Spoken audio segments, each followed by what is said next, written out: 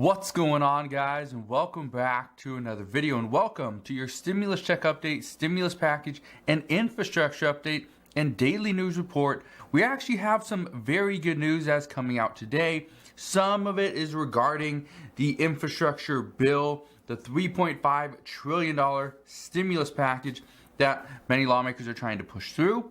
We got good information regarding the CPI data that came out this morning, so I'm going to address all of that in just a second. First, I just want to say hopefully you guys are having a great day. Your week's going incredible. But if you could and you enjoy these daily uploads, do me a favor, go ahead and hit that like button. Now, let's get into the update. First, we know right now that Senator Joe Manchin is one of the biggest hurdles within the Senate. He's also making it harder for the House of Representatives to get a bill done because as of right now, and even in the past, Senator Joe Manchin has been kind of advising House moderates how to negotiate and deal with Speaker Nancy Pelosi. It's turning into a little bit of an issue. However, even though Senator Joe Manchin is one of the bigger hurdles, currently, Kyrsten Sinema has mentioned that her objections are not all the same as what Senator Joe Manchin is saying. So now, and again, for the past month or so, many reports where Joe Manchin is saying this, Kyrsten Sinema and other moderates are kind of just following along. Well, that's not what the reports are now. According to the new reports, Kyrsten Sinema has her own demands. Kyrsten Sinema opposes this $3.5 trillion infrastructure bill for other reasons. However, she is going to do her due diligence. She's going to make sure that what is passed in this bill is exactly what she believes the American people need and the economy needs as well. So, the hard part here is the Senate or Democrats are trying to do whatever they can to give to Senator Joe Manchin and Kyrsten Sinema and to other moderates without alienating the other Democrats in the House and the Senate. That's turning into a big issue. What we do know, and this is part of the good news, is Senator Joe Manchin and Kyrsten Sinema, both of them are in favor of extending the child tax credit payments. This is one of those things that, according to many reports, President Biden is pushing, and this is one of those things that has to be included into this next bill.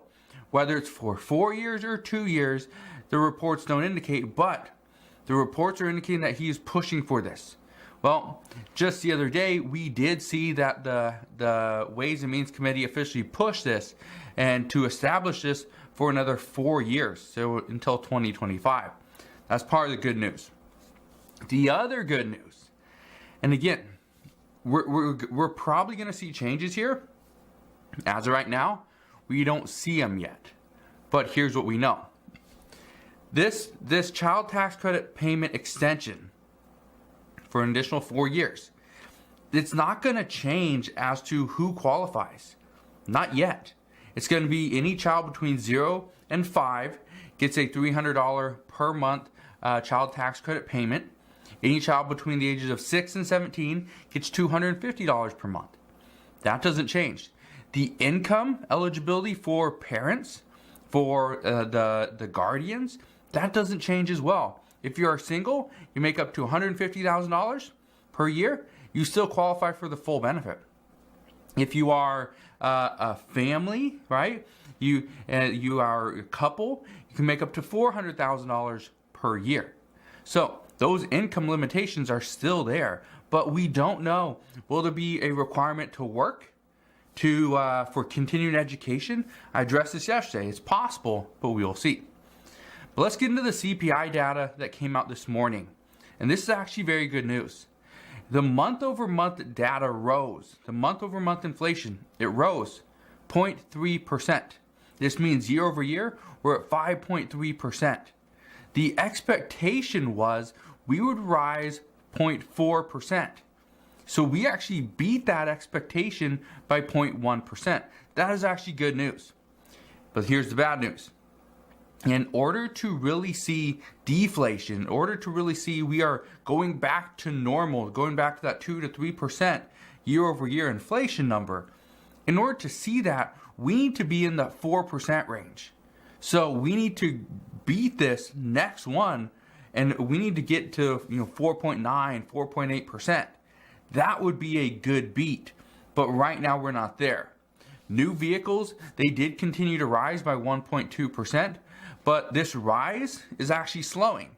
I believe in July, the CPI data came in, and we saw new vehicles increase by, I think, 1.7%. So even though they're continuing to rise, they're not rising so rapidly, and that's part of the good news, is that we're not seeing runaway inflation. Well, that helps for the upcoming infrastructure and stimulus bills. We also saw used cars and trucks decline by 1.5%. Airline fares decreased by 9.1% month over month. This isn't year over year, this is month over month. And we knew this was going to happen. And this happens all the time because people are not traveling as much. So prices go down. People are worried about the Delta variant. Well, they didn't travel as much. Well, prices went down. So we saw in June, July, prices were going crazy, but it was because more people were traveling during those times. And when the demand it exceeds the supply, that's where prices really start to surge. So we're starting to see that the supply right now is exceeding demand, which is bringing prices back down. This is good news. Lodging also dropped by 3.3% month over month. Rents only increased by 0.3% though. And I thought this was interesting because everyone's saying rents are going up, they're gonna go to the moon. Well, by 0.3%, that's not going to the moon. So that's actually some pretty good news there. What I can tell you though is we are still seeing rents go up. In some areas, major cities, they're actually going up much higher than 0.3%, but it's averaged 0.3%. So just keep that in mind. Now, the CPI data that we just went over, this is actually very good news for the upcoming infrastructure package. And I say this because Senator Bernie Sanders has been telling Senator Joe Manchin that, what are you talking about? Why should we have a strategic pause on our infrastructure plan when we're not seeing runaway inflation? Bernie Sanders says nobody's talking about inflation. Nobody's talking about, so why are you so worried about it? Well, the CPI data this morning confirms that. We're not seeing runaway inflation. If we did, we would have seen that not 0.3% increase, we would have seen 0.5, 0.6, 0.7%. We're not seeing that. So that's good news. The thing right now, though, that we need to see, again, we're not seeing a huge drop either. So kind of across the board, all we're seeing is stabilization. Things are just stabilizing. That's fine. That is fine. That is temporary. And in this time when everyone was saying inflation is transitory, that's what we're going to see. It went up, went up, went up. Now we're trying to see it stabilize, and then hopefully it will come back down. If it just went up and down, then the chances of going up, down, and up again are much higher. But if it goes, see inflation go up, it stabilizes and then drops back down. We see deflation. That's actually very good. That's what we want to see.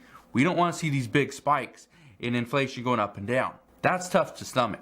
So what I can tell you is that the next CPI data, the next release, is going to be on October 13th. I promise I will be here to do another update on that as well. I will obviously be doing updates in between that as well over the next month. But I hope, and again, I hope we are not still addressing the infrastructure package on October 13th in about a month. I hope that is not the case. But here's what I know. Right now, the information that we got from this report is good because, or at least for progressives that want to see more stimulus to the American people, for progressives that want stimulus checks, this is good. This is a good report. For progressives that want immigration, they want Medicare, right? They want to expand all these things, expand the child tax credits. This is good. For those that want to provide more assistance for child care, elder care, and education, this report was good. Now, for those that want to provide less to the American people, that are hoping that things are starting to go up, right? We're seeing inflation running away. This isn't good. Moderates in the House and the Senate, Joe Manchin, Kirsten Sinema, Josh Gottheimer, for people like that who were going to use this report as leverage as to why we should spend less than $3.5 trillion. This report was not great. This report is going to hurt them. So I don't know what side you're on, but what I can tell you is the expectation as of right now, again, the report came out about 2 hours ago. So the expectation right now is that, yes, we are going to see a bill closer to $3.5 trillion. It will not be $1.5 trillion. If we do see something that's less than $3.5 trillion, it's going to be between $2.5 and $3 trillion. Okay? So expectation is we're going to see something close to that $3 trillion range. Possibly, okay, just possibly, it's going to be about $2.8 to $3.3 trillion. That is what the expectation is as of this morning. So we'll see what happens there. We do, as of this morning, have a group of Senate Democrats who are interesting a new bill on reform as well. This new bill, it's going to be a tough bill to pass because they've already tried to do this. However, the reason why it's going to be tough is because it needs at least 10 Republican votes. It needs all 60. Okay, it needs 60 votes. Cannot have 50, cannot have 51. It has to have 60. It has to pass the filibuster. But many don't believe they're going to be able to do that. However, some say they could get there. I don't know how they're going to get there, but some say they could get there. We'll see how. One thing that I can tell you, though, is that if Democrats go and push this reform bill in front of Republicans, be like, hey, could we get your help on this? Republicans could be like, well, yes, you can get our help on that. However, lower that $3.5 trillion infrastructure bill. It needs to be less. We also know moderates, okay, because the reform bill is something that Senator Joe Manchin pushed a few months back. But what we could see is moderates be like, hey, or just Democrats and progressives be like, hey, Joe Manchin, we will help you pass this reform bill that you were working on, but at the same time, you got to help us get to this $3.5 trillion number. Do we have your support here? If you do, we will support you here. If not, then it's pretty much going to go nowhere. We'll see what happens there. But here's what we know that this bill is going to do. This bill is going to make today a federal holiday to encourage voting. A lot of people don't go and vote because, well, I don't have a day off of work. I can't. I didn't remember until the last day. Well, if a federal holiday, if there's a federal holiday, well, oh, we don't work today. I wonder why. Oh, it's a federal holiday because it's voting day today. Oh, maybe I should go vote. Yeah, possibly. Each state would also have an automatic voter registration system, and this bill would set basic national standards for all states to follow. And that's what they're trying to do, is make sure every single state is on the same page, basic standards, okay? Nobody's doing anything different, whether it's a Republican state or a Democratic state, everything's just set the same. However, it cannot be set the same to benefit Democrats. It cannot be set the same to just benefit Republicans. It just has to be set the same where every single party has the same benefits. That's going to be the hard part to try to get through, because Democrats don't want to give Republicans any additional benefits. Republicans don't want to give Democrats any leverage either. Makes sense. So we'll see what happens there. So if you have any questions whatsoever, please ask your questions down in the comment section below. Again, thank you guys for watching. Have a wonderful rest of your day. Consider subscribing, and I'll see you guys on the next one.